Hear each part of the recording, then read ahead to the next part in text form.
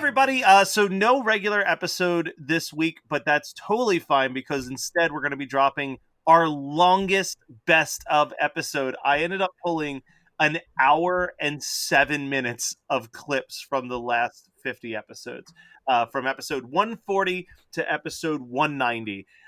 So I have Scott and Brian here real quick, just so we can kind of talk about the year of episodes. Because this was our first full year with Brian. It was magical. And it was. And man, did we killed it this year. So you're going to be hearing clips from all types of stuff. There's clips from when we were still doing the Goosebump episodes on the main feed. There's some Growing Up Kelly clips in here.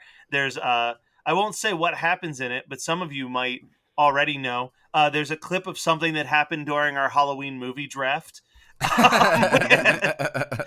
But I mean, mostly it's just a lot of us having a good time. There's a couple clips that have some of our guests.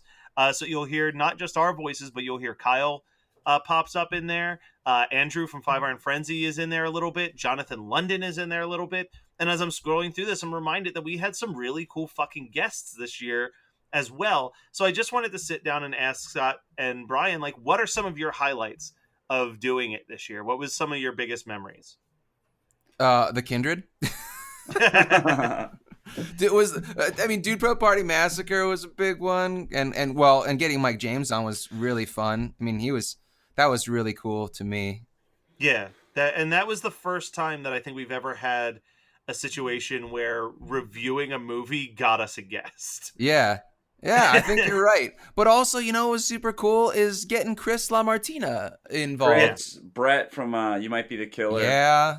We got Brett pops up in one of these best of clips. Yeah, we got some really talented people this year. And I feel like if you didn't know us and you were listening to us right now, you'd think that we're like tooting our own horn, but we're really just shocked that that any of these happened, because we're just professional appreciators, like It almost feels like a bunch of people are slumming it for us. Yes, and we appreciate them for it. Yeah, like, because, like Becca McKendry and her husband Dave coming on was like, that was something that was in the works for almost 2 years with scheduling issues just constantly. And I didn't think it was ever going to happen. And, like, they're just so much more successful and busier than all of us. Yeah. So, like, I was kind of fine with, like, if they don't make it, they don't make it. But, like, the fact that they were able to find time, and we had to change our schedules around a little bit. Scott and I both had to work from home. Brian couldn't get off. Like, it was cool to see it happen. I also think that this year was the first year that Scott and I actually saw each other more than once a year. Yeah. We saw each other a ton this year, and possibly still more to come. You never know, but like this. But that will technically be year 5. So that will be year 5, but this was like, and I attribute a lot of it to Brian. I know that Brian will always kind of act like he's just the guy that kind of came in here and sits on the sidelines, but Brian's addition really made the show feel more real, and it made Scott and I really step up our game on, like, let's treat this like a business. Like, because before it was just like 2 guys hanging out having fun. And now it's very much like, let's shoot this pilot. Like, let's think about how we merchandise our stuff. Let's think about, like, making sure that we are staying on top of our Patreon and our schedule and, like, not slacking. And, like, sometimes it's a lot of work. We're very excited that by the time you're hearing this, we have, like, a nice month-long break. But, like, there's been a lot of weeks where this has been almost like a second job, but it's been a job that I love doing. So it never has been intrusive. Yeah, but it's nice that it's we have wonderful listeners that stick with us even though there will be technical difficulties, or most of the time the Patreon newsletter comes out like 5 days after the first of the month. But yeah. I think only once or twice this whole past 12 months did I finish it without it, and we had a week where they didn't know what the movie was. So, yeah, I try really hard we try really hard to do all that stuff to make it work. But I mean, I don't feel like the sacrifices are ever too much. Like No, and we're good at being. We're thankfully. all flexible. We're. I think what helps is that we talk every day, so Yeah. like it's Oh yeah. real easy for us to like, hey, I can't record on this Saturday. What times are free throughout the week for us to record instead? Like we don't just like push things off to the next week unless we absolutely have to. And it's a. I mean, quick story. I literally in the middle of pulling clips, my computer crashed. Like Yep. was officially done and I wasn't even home. I was in Boston. So I drove to New Hampshire to an Apple store, dropped $1,300 to buy a brand new computer, then had to drive to Vermont to go to a different place that would extract my hard drive so I could still get everything that I had already edited so that we could make our deadlines. Like That's we dedication. yeah, like we do everything in our power to make sure that stuff drops on the time that it's supposed to drop. And I'm so excited to start showing you guys more and more of the pilot. By the time that this is out, I am literally, while you're listening to this, I am sitting with Brian and we are doing the final cut on that pilot. So if you are a Patreon donator at the $10 mark, like you're going to see that pilot before almost anybody. Probably So even be before ready. me. Yeah, well, I mean, Scott, we got to send you some of the clips because you need to write I some need to music write music for it. Yeah. Yeah. but we're very excited, and I just I want to take a time to just really thank Brian and Scott because this has been such a long journey and dream for me as far as podcasting goes, and having like two dudes who really aren't afraid to tell me when they think that I'm making the wrong decision, but b have been very generous to just kind of go along with the ride and help. We've all just been kind of helping each other open new doors, and seeing that Scott gets more eyes on his music and like gets to have interactions with musicians that are really important to him Yeah. is really really cool. And like seeing Brian grow as an editor and getting to do more video stuff and like getting to do something like the pop rock and horror video, and getting the opportunity to do panels and live stuff at conventions. Like I just got off the phone with someone where it's looking like there's going to be a whole bunch more podcast panel appearances for at least me, if not the whole crew, in the coming months. So like it's been really cool to have people that have been so supportive of my stuff and seeing that also spill out into their stuff getting a lot of shine. That's the thing is like, if it wasn't a hobby, if it wasn't feeding our own personal hobbies, I don't think that we would be as as motivated. And that's just being selfish, because at the end of the day, like, wizard behind the curtain, for listeners, being a podcaster is lonely as fuck sometimes, because very much so. because well, for one, like, we can ask Matt what our numbers look like, and we don't really base a whole lot of that on we don't base our success or anything on the numbers or anything like that. But going to conventions and getting to do live panels is huge. Having our Facebook page and an Instagram, I mean, I don't look at our Twitter because I hate Twitter, but like I run the Instagram, and having people that like to interact, because it's all we want to do is make people laugh. If we can do that on different platforms, as well as educate, because we try and educate a little bit. But those all help. But then this is something that I wanted to mention. When we went to Pop Rock and Horror, there's a woman who came up on Saturday night, and we were closing down. I was actually packing up because I usually leave Sunday mornings from cons.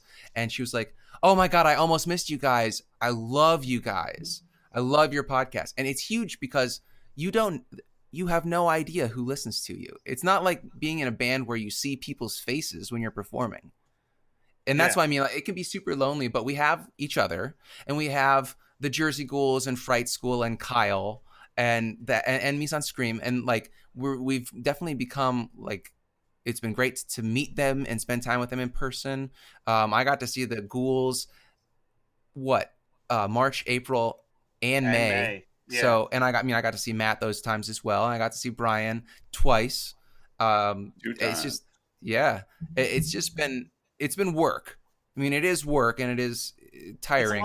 It's a lot of driving alone. It's a lot of, but it's worth it. Like, it's a lot, especially for me, because I do a lot more of the conventions than Brian and Scott, just based on life. Like they've got a lot more going on in their lives, and it's a lot of lonely nights in hotels. Like it's a lot of me alone in a bedroom, just kind of hoping that I'm gonna show up, set up a table, and shake some hands of people who listen to the show. You know what I mean? Like, and get new people to listen to the show. I mean, and like get new people to check it out. Yeah, I mean, Pop Rock and Horror gave us such a nice bump in just people who got to interact with us and see who we really are. And I think there's been conversations between Scott and I a lot of times about over the last couple of years, what is the call of horror movie night? And at the end of the day, I think the call is that like the world is dark and fucked up, and like these horror movies can be an escape from that, and just being able to laugh despite everything that's going on in the world or in our own lives is a real blessing and a gift, and it's exciting to be able to share that with people.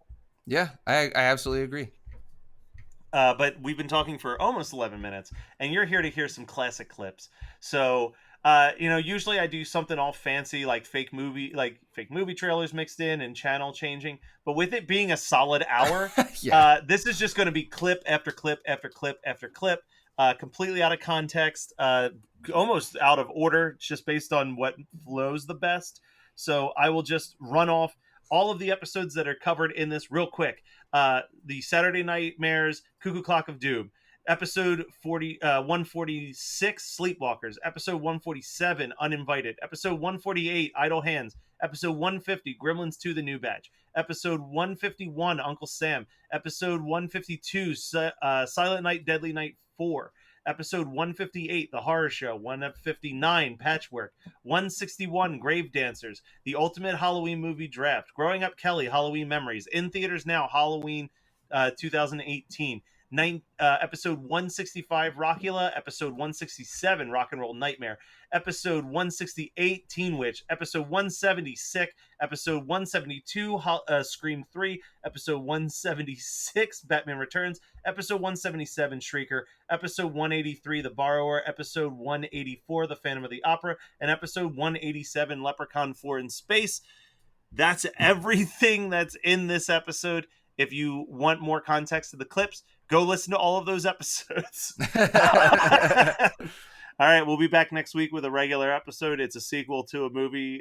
It's something that I'm not looking forward to watching, but maybe Scott can change my mind because it's his pick. Bye. Everybody, yeah, rock your body, yeah. Everybody, horror movie night. Watching Leprechaun 4. All right. I would have done. I thought it was better without the all right. just not rhyming at all. The Space Princess flashers are goods, and they are not that good.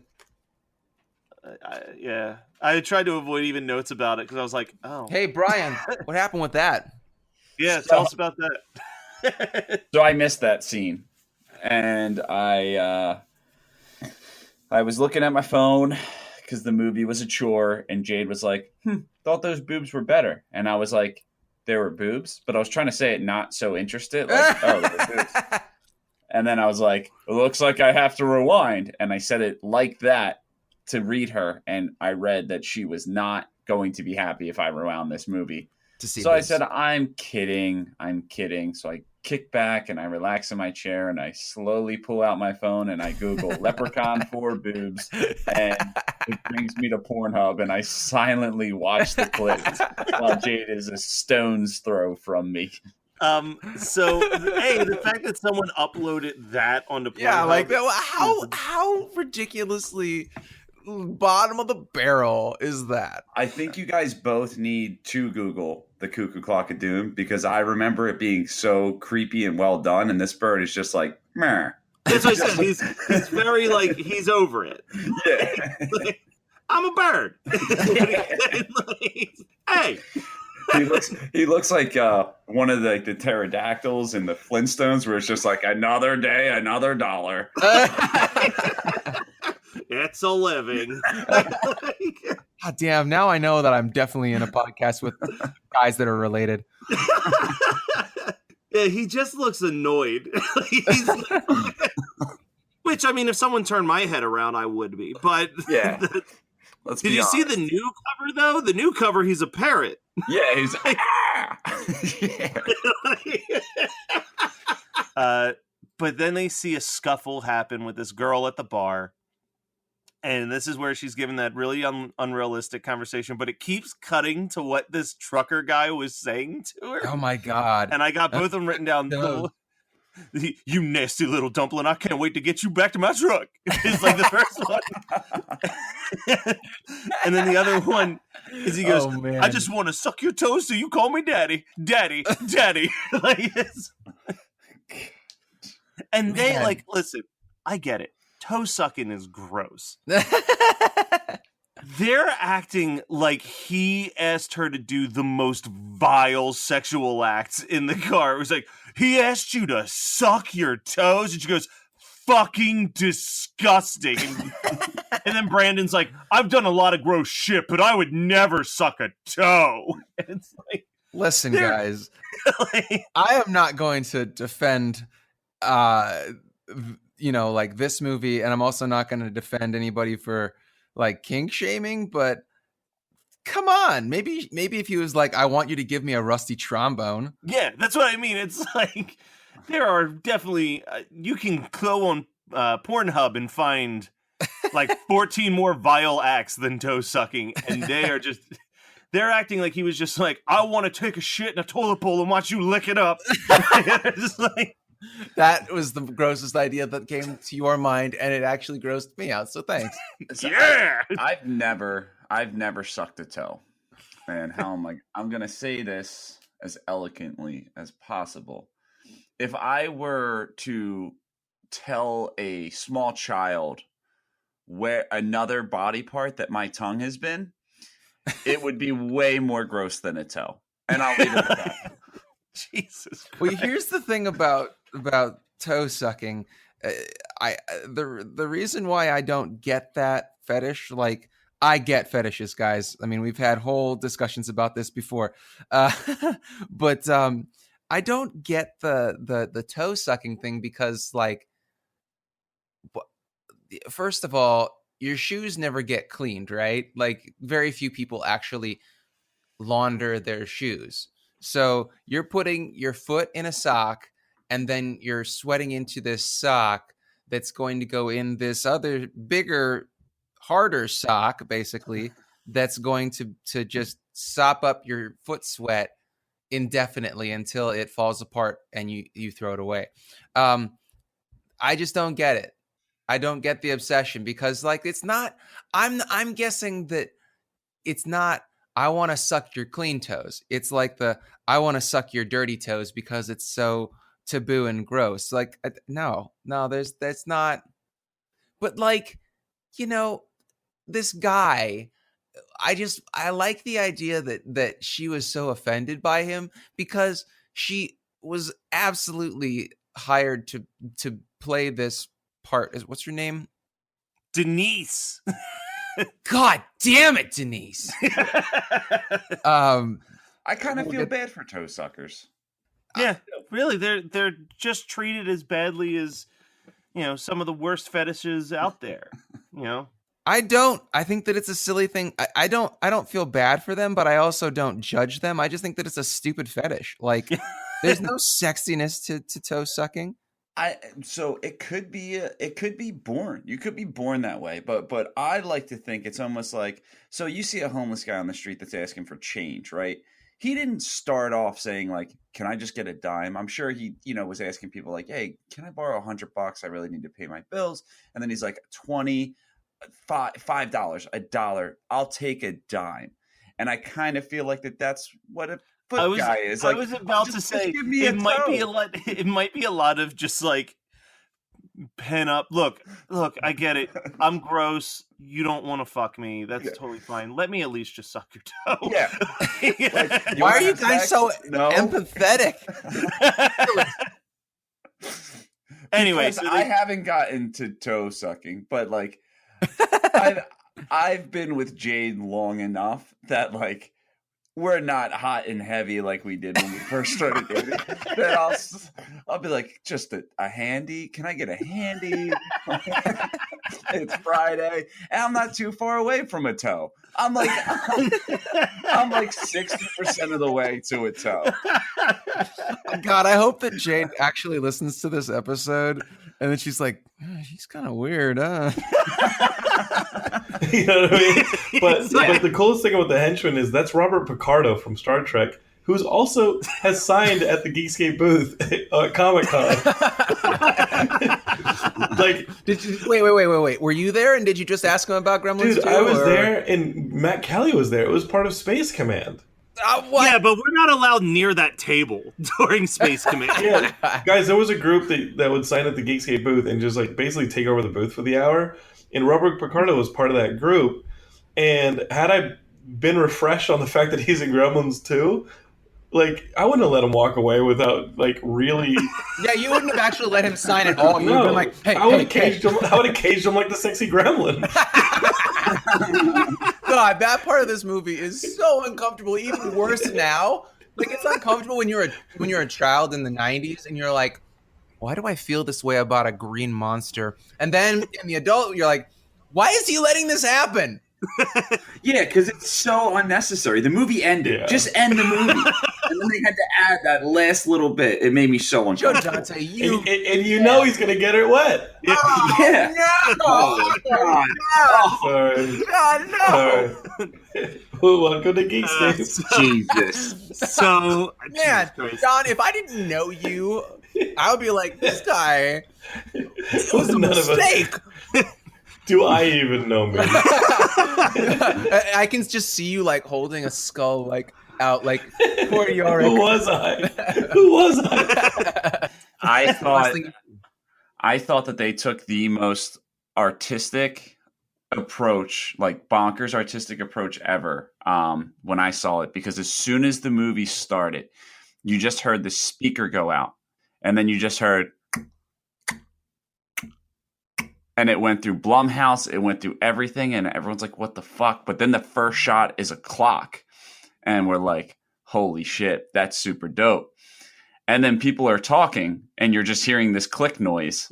Then everyone was so upset because they realized that the sound went out, and it was like the ending of Indiana Jones. Like everyone's just like, don't look at the screen, stop it, stop the movie.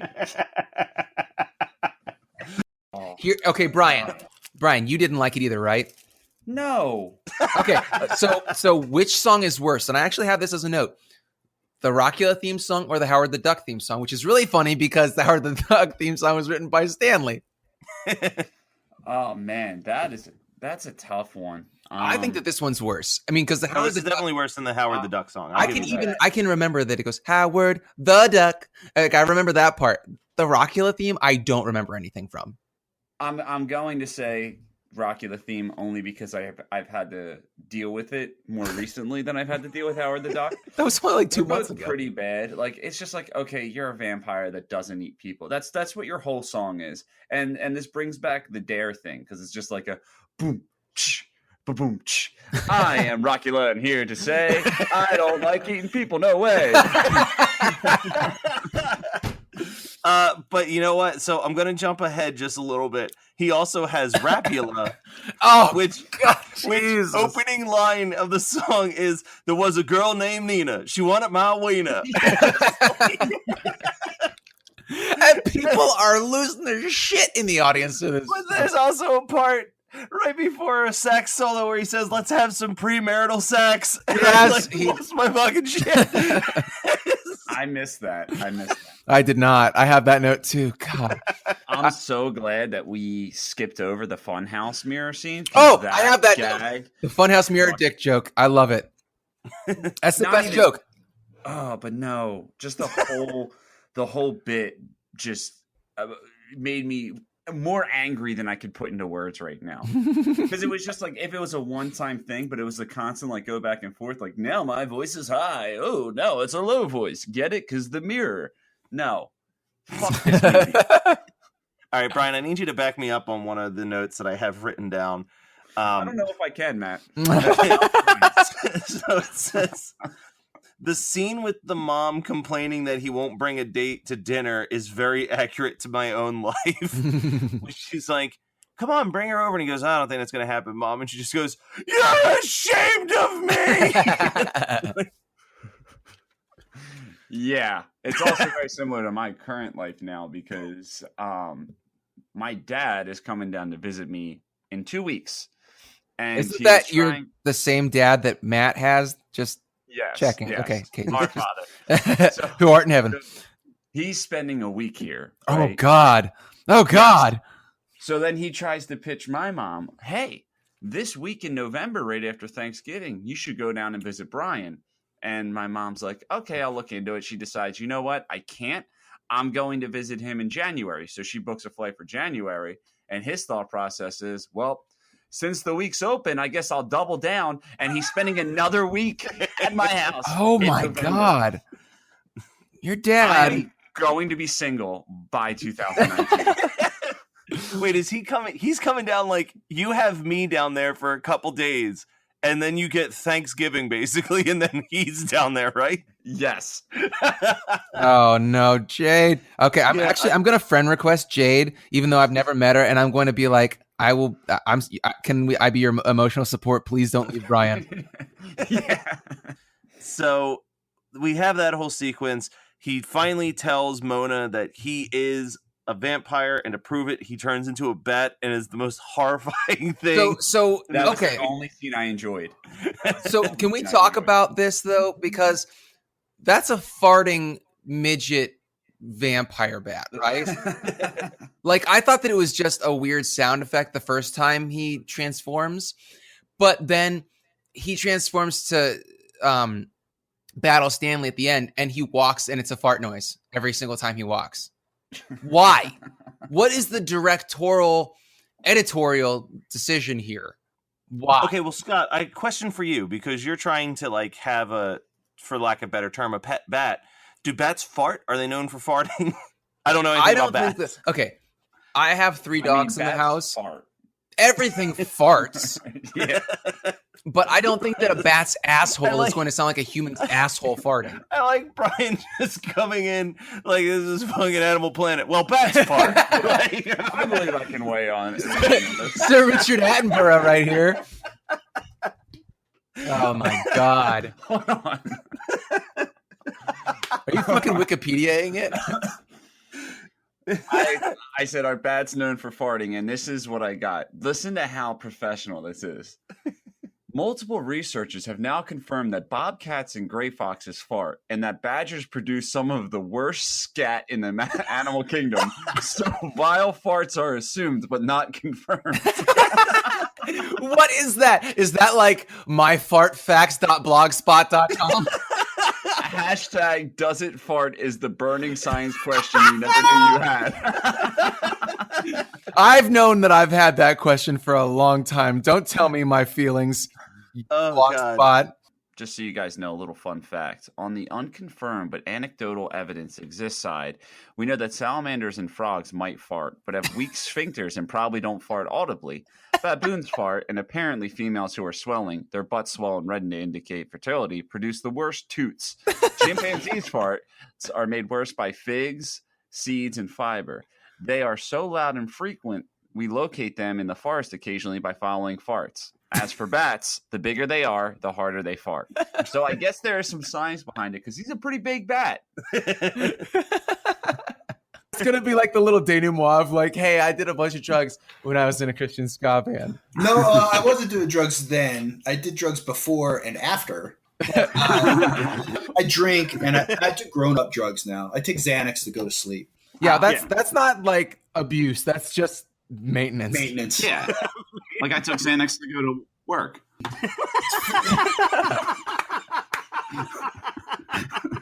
I took 2 hits of blotter acid and went to work one time. And that was very interesting. Actually, my friend that I worked with, we were working at this golf course, and he gave me 2 hits of blotter acid. He's like, dude, take this. We should bring in blotter.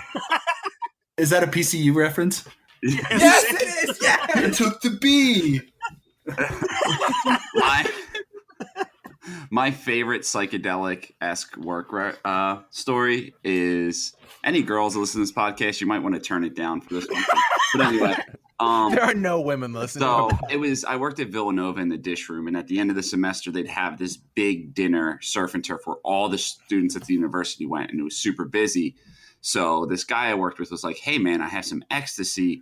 We should take it to make the night go easier. And I was like, perfect. So I took this really strong ecstasy at like 8:30 at night. It started kicking in at 9:30.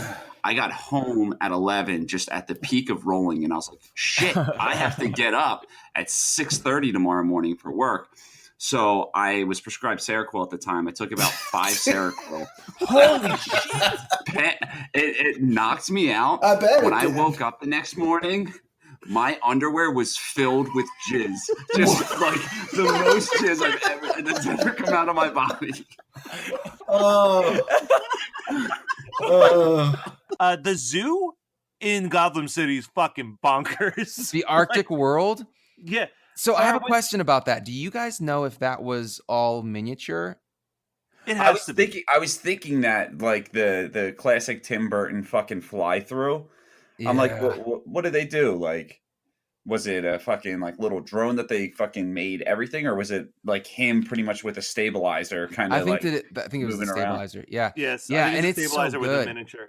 Yeah. But it's like, what zoo is this? There's a giant scorpion statue in the middle of it. Yeah, that's an animal. Well, that's the quote of the year right there. It goes up with Brian Kelly, bat fart expert. I watched the first 35 minutes with Jade, and I had to turn it off and say, I'm going to watch the rest of this tomorrow. But I did make notes of why I didn't pay attention. And you guys just helped me with the Final Destination, because the first 10 minutes of this movie was me arguing with Jade whether we watched the beginning of this or not. Like, she's like, we started watching this before. I was like, no, we didn't. I assure you. She's like, no, we did. I was like, there's never a time where we looked at Grave Dancers, watched the trailer, and said, yeah, let's give this a shot. And that was 10 minutes that went by.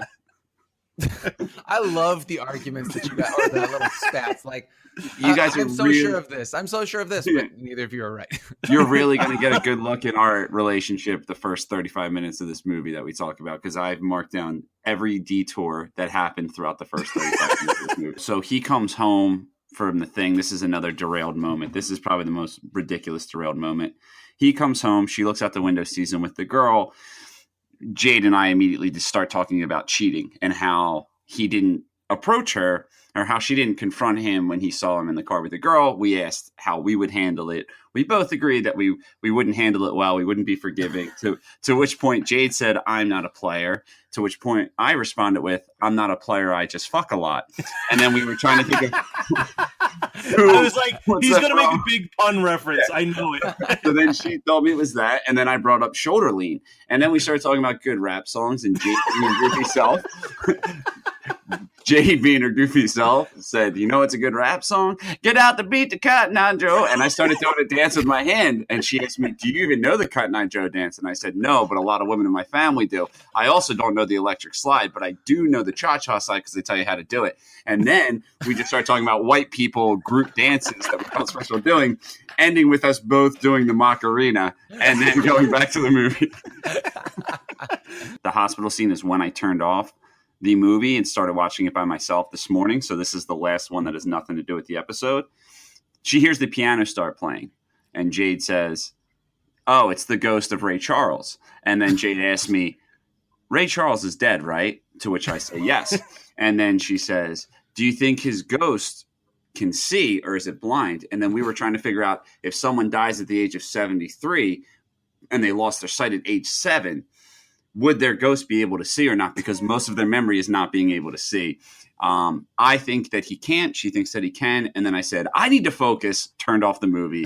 So you haven't seen me in the wintertime. I only wear cardigans for 3 months. He's like a regular Mr. Rogers when he walks into a house. Yeah, well, he's not quite Mr. Rogers because, Mr. Rogers didn't have quite the checkered past as Brian Kelly. That's He true. also doesn't get on a podcast and call out the people that were mean to him as a kid. Dude, if Mr. Rogers was alive during the days of podcasting and he just had a weekly podcast where he called out people that were mean to him, I would subscribe so fast. Yeah, we I'm actually sure wouldn't he have wasn't. our podcast. We would just have a fan page for his podcast. Dude, We would just do Mr. a reaction Rogers- podcast to each one of his podcasts. Mr. Rogers throwing shade would be great. Just like, I think we found your next podcast endeavor, Brian. oh, let me get the door. Oh, hey, Mr. McFeely, you got some mail for me today. Oh, it's from my childhood friend Jake. Yeah, he always writes to me, unlike that cunt hole Steve who hasn't talked to me in 4 years. I watched a really dark movie this week. This kid gets sucked into the underworld, and he's with like a bunch of dead people, and his family's there, but they're like disowning him, and he becomes friends with a raging heroin addict. And then he like tries to find his grandfather, but he turns out that his grandfather's a fucking murderer, and the heroin addict is his grandfather, and his heroin addict is actually his grandfather, and the guy he thought was his grandfather murdered the heroin addict. And then everything ends up being okay. So Coco was a pretty good film. Midway through it, I'm like, oh shit, he's talking about Coco. Holy shit. That is a very accurate explanation of Coco. I figured that I was thinking it was going to be what's that Howie Mandel Little Monsters? I was like, are you talking Little Monsters? No. No, I loved it, but I was like, this is probably one of the darkest Pixar movies I've seen ever. Really dark. Gorgeous, though. I haven't watched it yet. Thanks for the fucking spoiler alert. Hey everybody, Rocktober is coming to its conclusion, and there's only one movie that is a heavy metal horror that we still haven't talked about, that people have been begging for us to talk about. They needed us to talk about it, but until then, we couldn't accept the challenge. But Scott,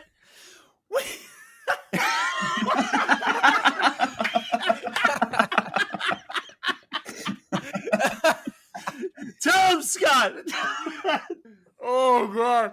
We accept the challenge. Brian, you have a story that you wanted to tell us. You want to do it now or wait until we talk about Rock and Roll Nightmare a bit? I sharded last weekend. And it was sound as upset as you should. So a quick question, because I know where you were last weekend. Was this in Disney with Jade's parents? yes. So Oh man. I'm in Disney, right? And me and my best friend 2 times we send each other weird things. It's mainly farts or our poops sometimes. You know, we're like that type of relationship. So I'm in Disney and I get out of the shower and I'm like, oh, I have to fart.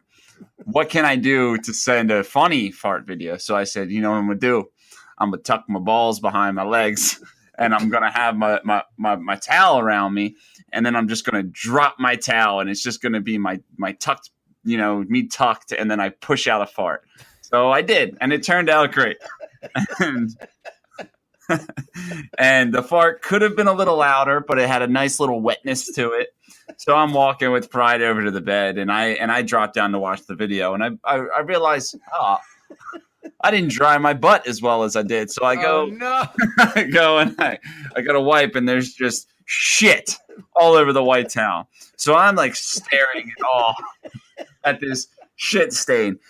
And then I hear Jade like about to walk into the room. So I run in the bathroom, and she just sees terrified me close the door, and then looks down on the bed and just sees what seems to be a nude video of me on the bed, which was not a good look.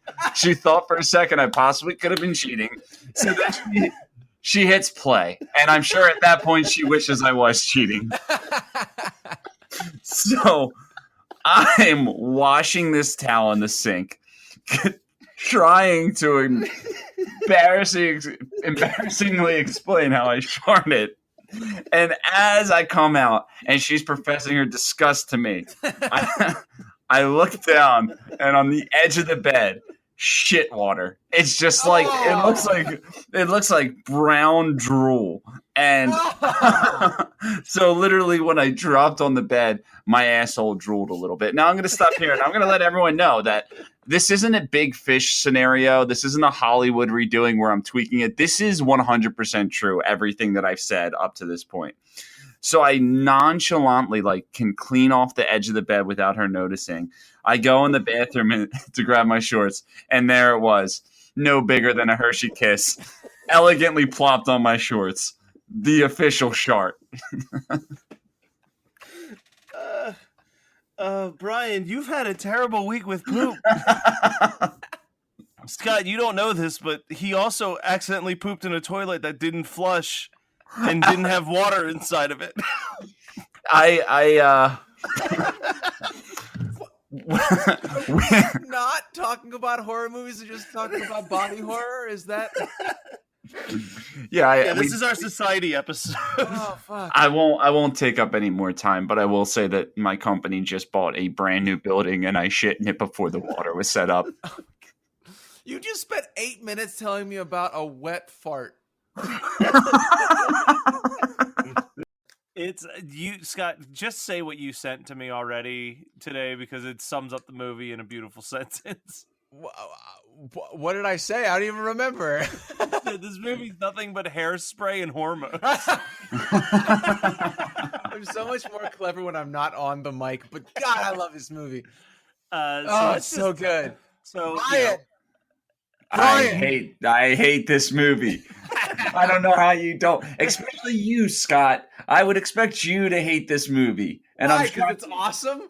because if you're going to have a movie with a lot of musical numbers, hire someone who's not to write the music. Let's just start there. Okay, how can you say that I Like Boys is not a fucking amazing piece of music? Wait, we're jumping way too ahead. Listen, 4 notes before I got There is no way we're doing chronological order on this episode. There's no way. No. You don't want to talk about that sexy saxophone in 80s music video intro that's apparently how she dreams? Oh, no, we can. We're just doing a memento this episode. But we're going to jump the end, the beginning. There's so much to talk about. This is Memento with saxophone. Every song. Scott, let's get to the quote that you've been creaming yourself to say for the last 15 minutes. Is it my? Do I say it? Yeah, go for it. I'm not gay. Just because I have short hair and a great body I don't want you to think I'm gay. And then he goes on to say, I've slept with 17 different women and not one of them was a man. Are you taking any poli-sci courses? I have 2 girlfriends, actually. That's how much of a man I am. That is exactly what a gay man would say. I have a friend. I will not say his name because he passed away a few years ago. Rest in peace. Fuck. But I am so convinced that he was gay, which that's okay with it. But the one thing that really locked it in where I'm like, only a gay man would say that is he called me and he said, what are you doing? I said, I'm on my way to dinner. He said, cool. I just got done with this Tinder chick. And I said, all right, do you want to come to dinner? He said, yeah, but let me shower first and watch this vagina juice off my penis. And I was like, that's not what we say. Yeah.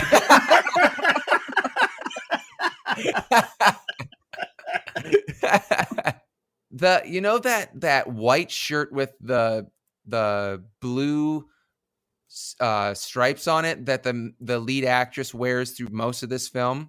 Yeah. Mm-hmm. I had that shirt in 1997. Nice.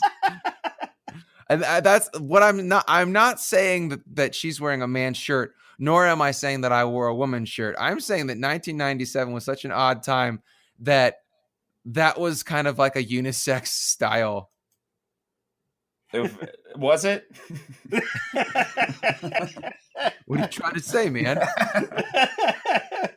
I don't know about your parents. I just know that my mom, if it was a hand-me-down, I wore a lot of women's clothing. Now you just try to look like you live in a homeless shelter.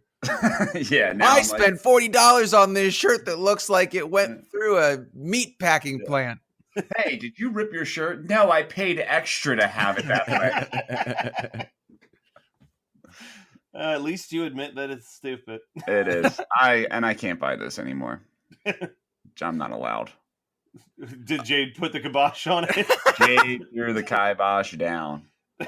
She's like, you need to look like an adult. Can I ask you a genuine question, Brian? Uh-huh. Did you try to wear it to a fancy dinner because it was expensive?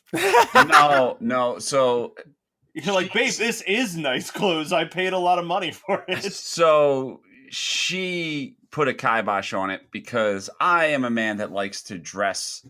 I like to dress my body type, right? And I've put on a decent amount of weight. So when we're going out to eat, I want to be comfortable because I'm pudgy and I'm portly. So I'm going to put on my best pair of sweats and I'm put on my Tommy Bahama button down and my whole body's going to breathe. And it is not a good look for Jade. So I'm not allowed to wear that anymore. Pause this shit. Sweatpants in public. Sweatpants and a Tommy Bahama button down. But like that doesn't make any sense at all. Because it's like, is this guy wearing Ooh, a Tommy Bahama. That's what I'm saying. It's like that's like trying to mix Mexican and continental, man. You can't do Oh man. What a weirdo you are. Yeah, no, it's not good. And they're not good employees because I worked at the SPCA for 4 years and cats that don't have demons in them and we weren't a scientific lab, we closed the door before we gave You closed the goddamn door. The movie would have been over in 2 minutes. Yeah. Oh, like that got away. Got it. You know? This cat is like. Have you ever been to a goddamn vet that didn't close the door? I don't know how to sit where they don't shut a door. Like, you know what I mean? Like, if they have an animal, they do that. That's the most common sense. And if you're dealing with, I don't know what the hell that cat's problem was, but you don't leave the door open if you're going to work on it. You don't. So this movie takes place at my work in the same town I work in. So I noticed a lot, like when they're at the marina in Fort Lauderdale and there's tons of hills behind them, which there's no hills in Florida, believe it or not. And then they're sitting at the marina, which is a rich person spot. And they're like, let's go to the beach.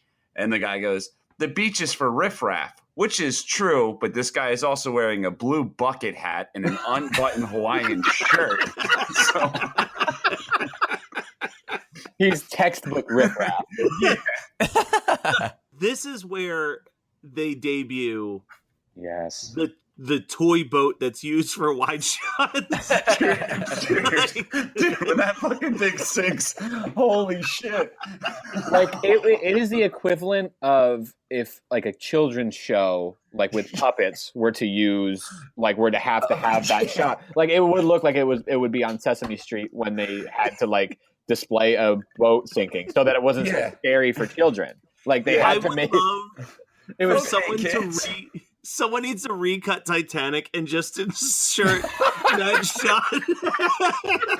I don't know why that would be on Sesame Street, but it's so funny. Oh okay, children, here's 2 boats carrying 15 people each. Yeah. One sinks.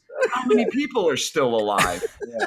Oh my god. That's something like that would happen. But I didn't have social cues, so I didn't know when I wasn't liked.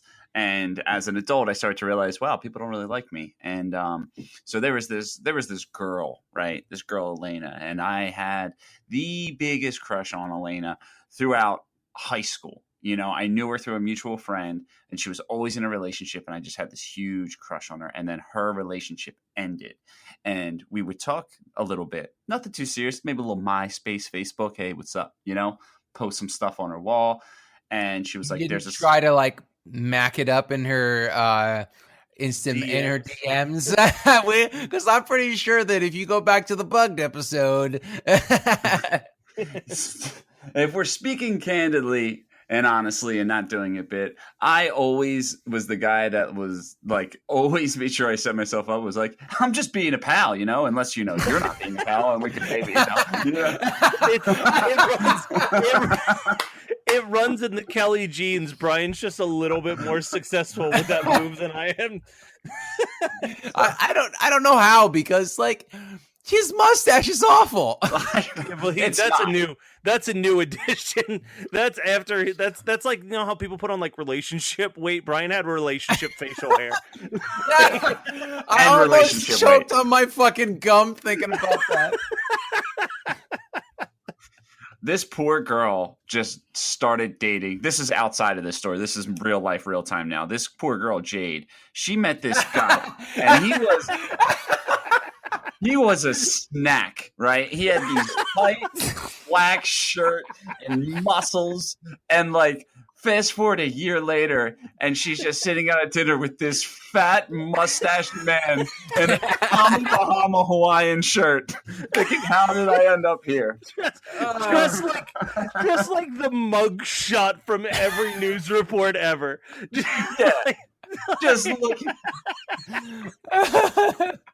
just looking like full on Pogo the Clown, just ready. Oh, God damn it. Just looking like Ron Jeremy's stand-in sitting in the corner. Yeah, it's just not a good look. Okay, so back to me. I was about 110 pounds. I was on drugs, and this girl was like, why don't you come to this Halloween party? And I got really excited. I was like, I need a costume. But like I said, I spent all my money on drugs. So I said, hey, Mom, can I get some money to buy a Halloween costume? I'm 21 years old. And she was like, yeah, sure. So she paid for her 21-year-old son to go get a Halloween costume. And I was like, all right, Brian, you can't Brian this because you're not cool. So like those goofy, like Winnie the Pooh type outfits that you want to wear, like you got to wear something that's cool, that the kids think is cool, not what you think is cool. So I'm looking and I see a Scarface costume, a white suit, red with the red shirt popping out. And I go, all right, I think kids like Scarface. And it's on the clearance rack. So, because I bought cigarettes and a Red Bull with some of the Halloween money my mom gave me. So Matt, we're gonna show this to your mom. So we're gonna do Scarface, and as soon as I put it on, I look like Ralphie in A Christmas Story when he was wearing the bunny costume, just so sad. And I was like, all right, you know what? You don't know. So I am sitting. We're driving from the suburbs to Philly, and the whole way to Philly, I'm just like, listen, this is cool. You look good. You look cool. You look suave. And I get my confidence up. I finally did it. I got my confidence up, and we get out of my friend's van, and across the street, there are these kids sitting on a stoop, and one kid yells, "Nice suit, faggot." And it just ruined my whole night. I just looked down like Charlie Brown walking and spent the whole night awkward in the corner. Didn't even really talk to the girl. And that was my worst Halloween story. Oh, man. So this all leads to, dad seems a little off and crazy. Daughter finds dead body. Dad's arrested for murder. He's like, look, he's a ghost. Go talk to this guy. He kind of looks like Jeffrey Combs. Hey, sort of looks like Jeffrey Combs and Justin Long is dead. Now he looks like a double murder. Things aren't looking good for him. And then he just escapes. It's not even an elaborate escape. He basically just walks out the door. Yeah. But wait, he walks out of the door of the precinct? Yeah. Yeah, so doesn't the ghost come to him? The ghost isn't does that come. how he gets out? Yeah, I mean, but it's still like if you read Wikipedia, because sometimes I'll read Wikipedia to remind me what happened in the movies, and it just says he escapes from prison, and I'm like, he did not escape from prison. He escaped out of an office by walking out a door. Yeah, but I did appreciate like the 70s over the top cop TV show is like how everyone talked in that police precinct. Oh yeah. So I know you killed the guy. Listen, Chuck, I know this guy. He wouldn't do it. I got no evidence, but I'm telling you, I known him 15 years. there's way too much cop procedural in this movie. Mhm. Like it's so hard to watch. I fast forwarded through a lot of this. I'm going to be honest with you. That's fine. I wish I would have. I just tuned out. The lady detective grabs that dude, and she says that he is being arrested for rape, murder, and sodomy, which sodomy is any non-procreative act, if you did not know. So even a blowjob is technically sodomy. So I think it's very funny that 1989 they could still put that in and make it sound like cop jargon. But It's really, this murderer is so weird. Murderer / rapist is so weird because he offers cunnilingus to his hard-boiled detective adversary before trying to slice her, and then she like shoots him in the leg. He's like, oh, come on, lady, come on, give me a cigarette. Like, he's such a fucking asshole idiot. It's so weird. So he's like worthless throughout most of this movie, and I kept like, it's like one of those things where it's like the only reason you're introducing this character is that eventually this alien's going to probably get his head. Yeah. But it doesn't even feel good when he takes the head. No, and it's so last second. There's like 5 minutes left in the movie. 2 people get their heads taken in the last 5 minutes, and it's crazy pants. Yeah. They put no effort into this movie whatsoever. And So- Scott's just making it more real than I realized originally on like how little effort. They're like, so what book did you read on cop jargon? Well, I couldn't find it, but I read the Old Testament, and a lot of people got charged for sodomy. Oh, let's throw that in. The closest thing I ever made to an EP was 4 years ago, which Matt has seen this music that I made about 4 or 5 years ago when I just recorded my farts every day for 6 months. Right, and then that's put them true. together. File this That's under... not true. We had 2 songs on MySpace. Oh, yes, we did. Okay, so Yes, The we one did. was called "Pissing Out the Back Door." Brian is like the most anally obsessed person. Oh my god, this dude is obsessed with his butthole. So 2 things. One, Brian, how can you say that you don't have dedication when you spent 6 months recording your farts? Secondly, file this project under shit that will never happen again as long as Jade is in your life.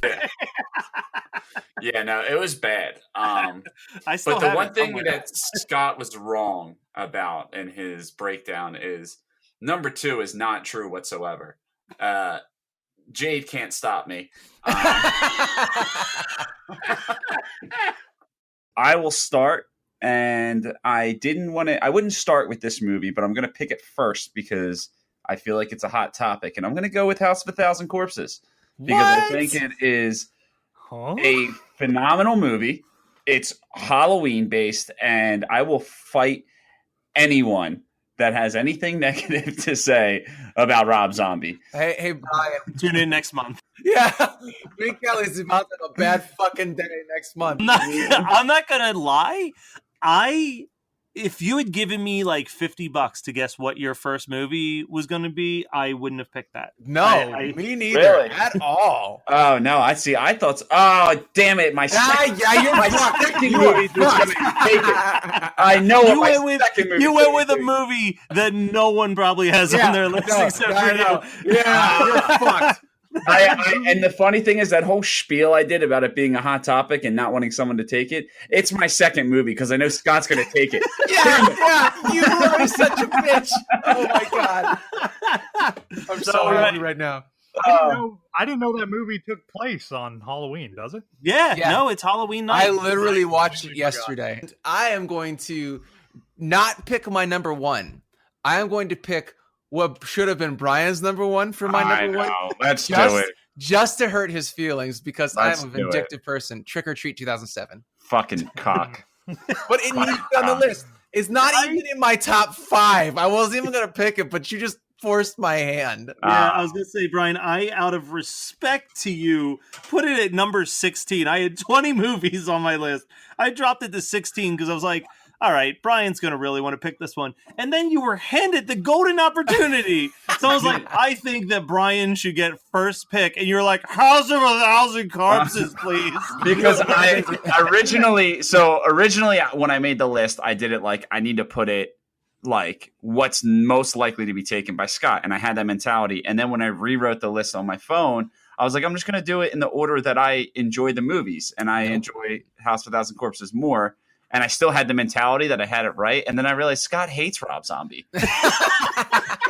Can I just read from here to the point where I get up to speed on what this movie is? My reactions, because I don't Wait, read. you got up to speed on what this movie is? Like I don't. So I'll read it because I don't look up movies. You guys tell me to watch them and I just watch them. So this is my notes up until I kind of figure out what's going on. He's got a heart circle around her yearbook picture and carving the first initial of her name in his arm. This is fucked up. This dude's like a serial killer. This woman is much older than him. Oh shit, it's his mom. That's extremely inappropriate. They're way too close. Wait, I'm lost. Is this or is this not his mom he's currently making out with? What the fuck is going on? What did I miss? God, I hope that's not his mom. Girl dancing. Oh wait, don't get there. Stop there, because I want to talk about that for a second. Oh, I know we're about to get. Yeah. So meanwhile, Charles's mom, in quotes, is just staring at these cats outside, real concerned like. And then Charles and her have a very, very intimate dance in the kitchen. I did not see the kissing coming. Oh my god.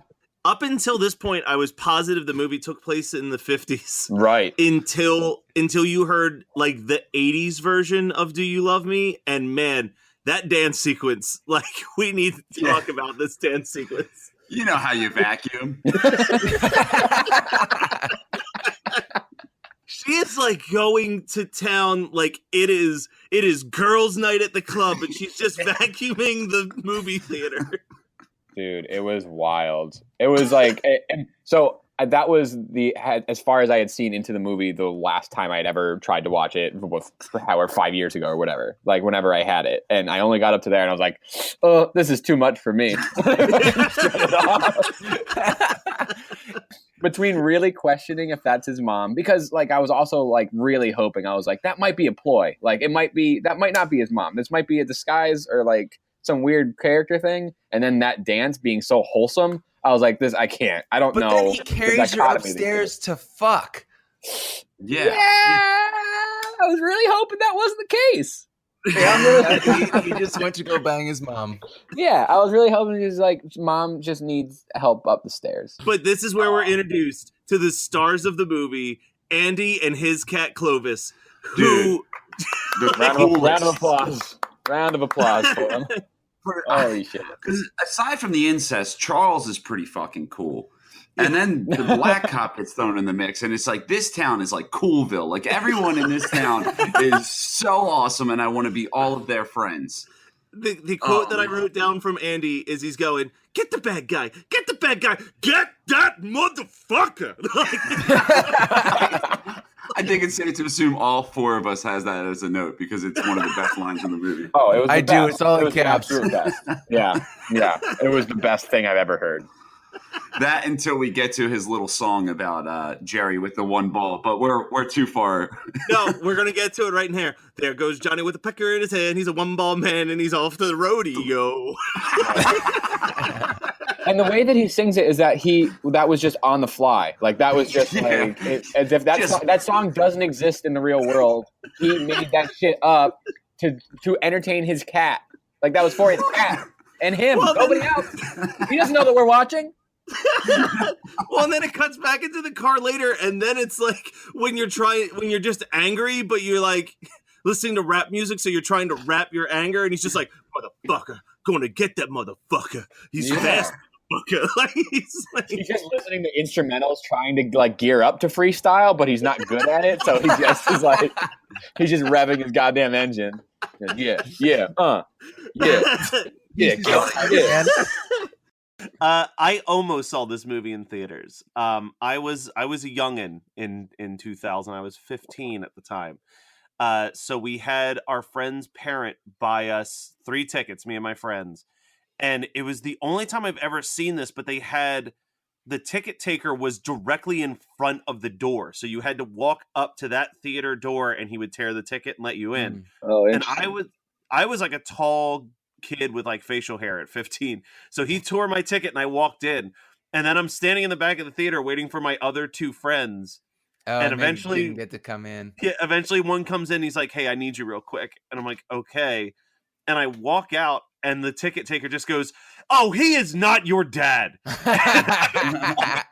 Oh So my I gosh, got that's kicked out of the hilarious. theater too. Like I was like, "This is fucking Because bullshit." you are the shitbag that would watch the movie. Yo, I absolutely would have. That sucks to be you guys. Go to the mall. I'll catch up with you guys in an hour and 57 minutes. That is so funny. Oh my gosh. Everyone was talking about how like, oh, the killer in part 3 is going to tie back to part 1. And I just remember thinking like, oh, that's going to be rad. And like the whole idea, like it's going to turn out to be someone that actually orchestrated like Billy and Stu from the first movie. And I was just like, oh man, this movie's going to be brilliant. And It's not. It's it not was at not. all. It was Well, not. and, like that's the thing. The timeline doesn't even make sense. Like he's because okay, Brett, you've made movies, so like you can back this up a little bit.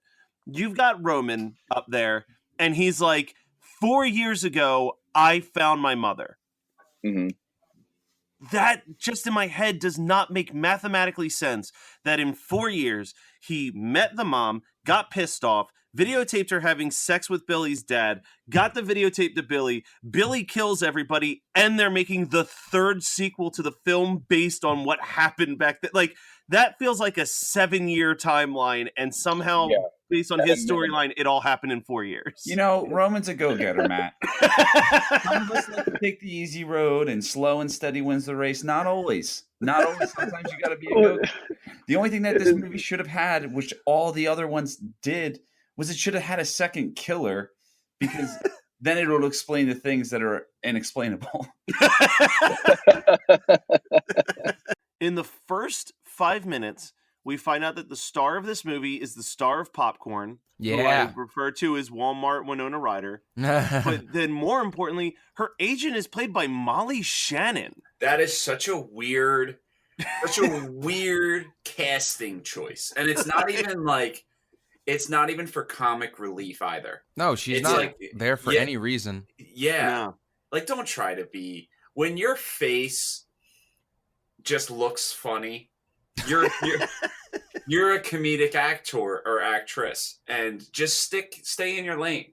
Don't try to branch out, Molly Shannon.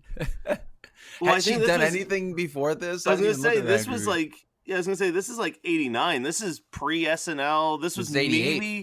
maybe this was like she was probably doing some stuff on like USB UCB. Yeah, she was doing stuff at like UCB tops. Like that's the most she was probably doing. So Lorne Michaels one night was just like sitting down with his wife trying to watch a scary movie, and Molly Shannon comes up and he's just like, "Ha! I gotta get that face on my show." And the rest was history.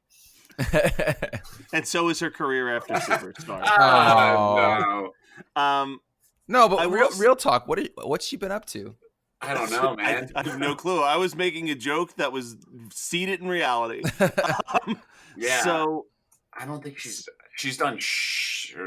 Oh, she was in The Grinch. I don't know if that was her newest one, aside from like was. Hotel Transylvania, but that cast is like the land of misfit toys. It's like where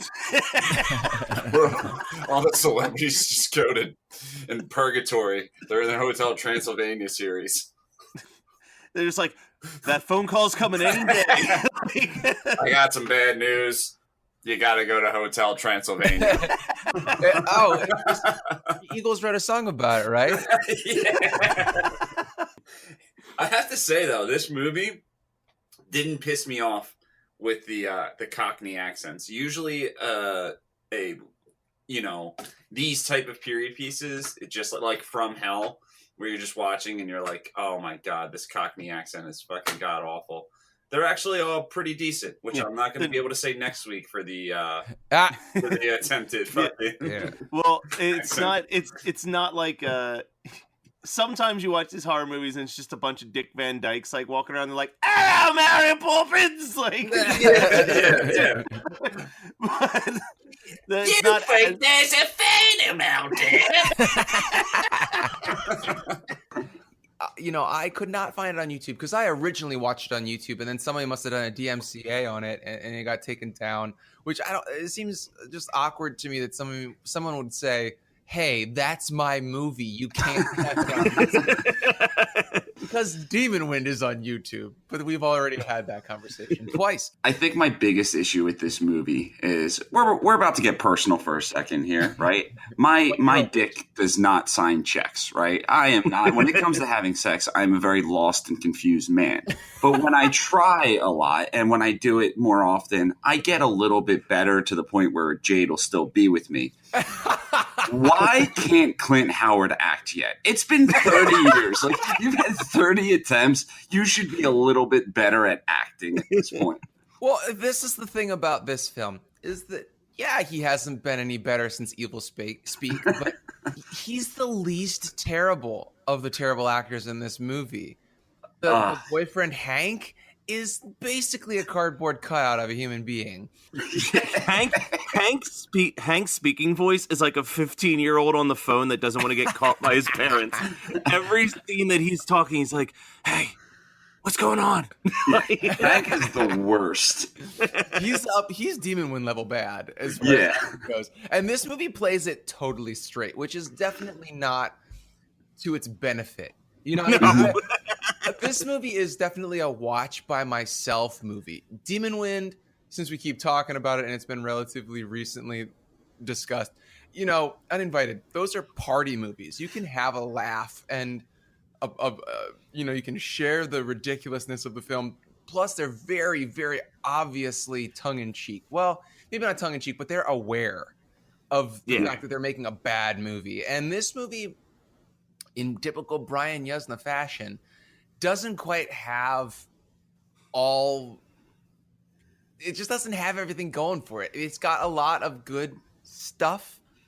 I genuinely believe that if Screaming Mad George said, "Nah, I'm good, I don't want to do this one," this movie would be completely unwatchable. Oh, no. Yeah, the body horror is the only good part of it. I just think it's funny how this movie is not meant to be a dark comedy. It is, they're trying very hard and it's being serious, but yet the first line is still, "Nice, a fucking cheeseburger." Oh, no fucking cheese. Yeah, right out of the gate, we get crazy Clint Howard. No, he's like, "Fucking A, burger. Fucking A, no fucking cheese." I actually wrote that as a quote. So the reason that I love the 40 minutes of nothing in this movie is, as everyone will begin to learn if they don't know now, I have like a weird... I love serial killers. I have a weird thing with true crime and serial killers. They fascinate me. And the character development of everybody that is attached to Jody, who I will be referring to as Billy, because I'm not going back and changing my notes.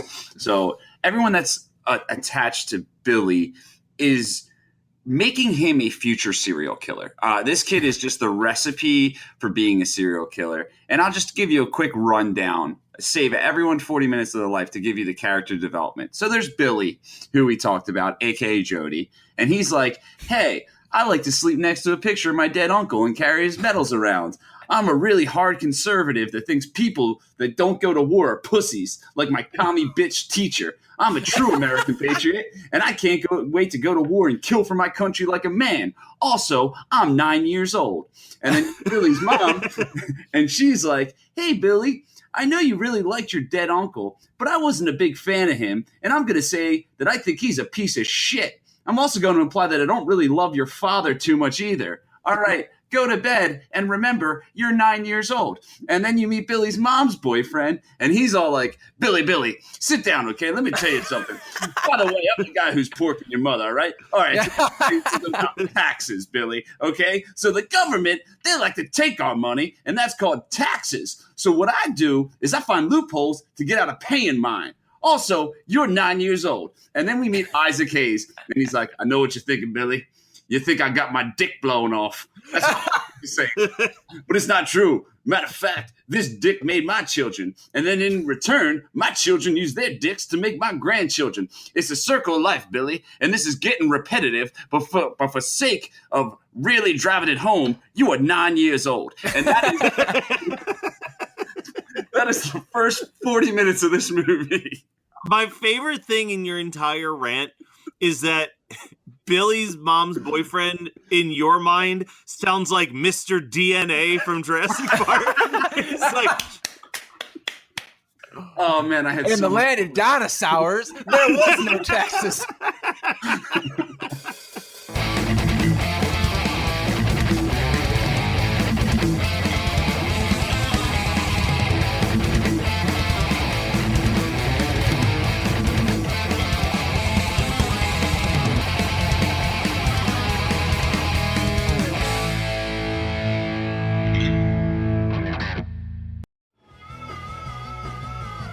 You're listening to the Geekscape Network.